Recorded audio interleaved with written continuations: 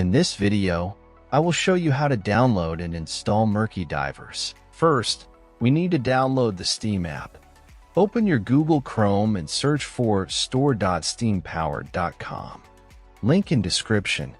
Click on the Install Steam button on this page. Once you've done that, at the top right corner of your screen, click on the .exe file and open it.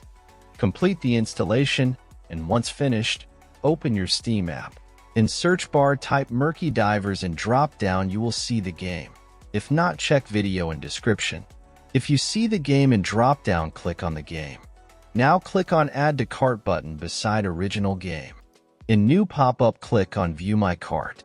Now click on blue Continue to Payment button. In payment methods, select your preferred payment method and proceed.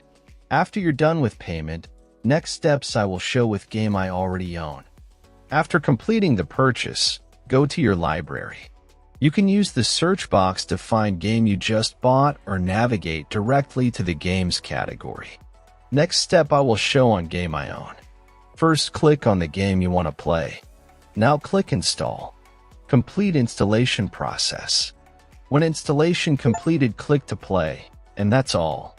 Thanks for watching. Subscribe and help reach 1,000 subscribers mark so I can make more tutorials.